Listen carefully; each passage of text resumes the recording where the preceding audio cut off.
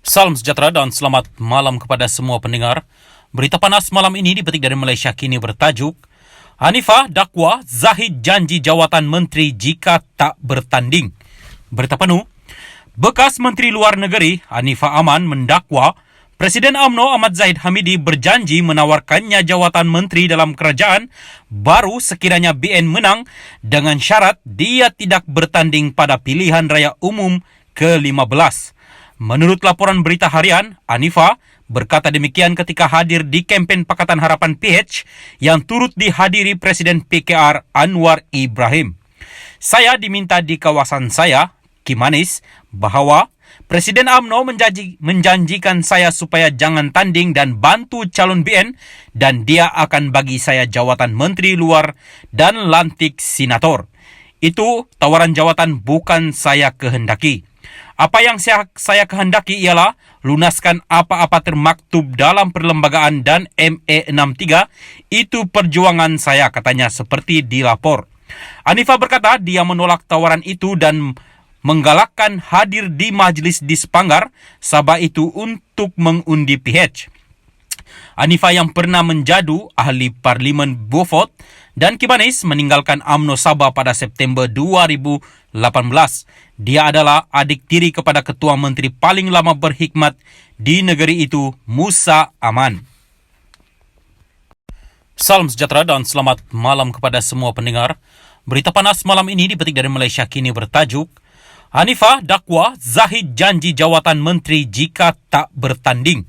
Berita penuh, bekas Menteri Luar Negeri Hanifah Aman mendakwa Presiden UMNO Ahmad Zahid Hamidi berjanji menawarkannya jawatan menteri dalam kerajaan baru sekiranya BN menang dengan syarat dia tidak bertanding pada pilihan raya umum ke-15. Menurut laporan berita harian, Hanifah berkata demikian ketika hadir di kempen Pakatan Harapan PH yang turut dihadiri Presiden PKR Anwar Ibrahim. Saya diminta di kawasan saya, Kimanis, bahawa Presiden UMNO menjanjikan saya supaya jangan tanding dan bantu calon BN dan dia akan bagi saya jawatan Menteri Luar dan lantik Senator. Itu tawaran jawatan bukan saya kehendaki. Apa yang saya kehendaki ialah lunaskan apa-apa termaktub dalam perlembagaan dan MA63. Itu perjuangan saya, katanya seperti dilapor. Hanifah berkata dia menolak tawaran itu dan menggalakkan hadir di majlis di Sepanggar Sabah itu untuk mengundi PH. Hanifah yang pernah menjadu ahli Parlimen Beaufort dan Kimanis meninggalkan UMNO Sabah pada September 2018. Dia adalah adik tiri kepada Ketua Menteri paling lama berkhidmat di negeri itu, Musa Aman. Salam sejahtera dan selamat malam kepada semua pendengar. Berita panas malam ini dipetik dari Malaysia Kini bertajuk Hanifah dakwa Zahid janji jawatan menteri jika tak bertanding. Berita penuh, bekas Menteri Luar Negeri Hanifah Aman mendakwa Presiden UMNO Ahmad Zahid Hamidi berjanji menawarkannya jawatan menteri dalam kerajaan baru sekiranya BN menang dengan syarat dia tidak bertanding pada pilihan raya umum ke-15.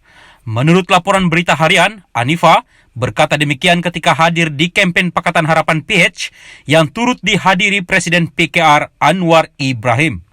Saya diminta di kawasan saya, Kimanis, bahawa Presiden UMNO menjanjikan saya supaya jangan tanding dan bantu calon BN dan dia akan bagi saya jawatan Menteri Luar dan lantik Senator. Itu tawaran jawatan bukan saya kehendaki. Apa yang saya kehendaki ialah lunaskan apa-apa termaktub dalam perlembagaan dan MA63. Itu perjuangan saya, katanya seperti dilapor. Hanifah berkata dia menolak tawaran itu dan menggalakkan hadir di majlis di Sepanggar Sabah itu untuk mengundi PH. Hanifah yang pernah menjadu ahli Parlimen Beaufort dan Kimanis meninggalkan UMNO Sabah pada September 2018. Dia adalah adik tiri kepada Ketua Menteri paling lama berkhidmat di negeri itu, Musa Aman.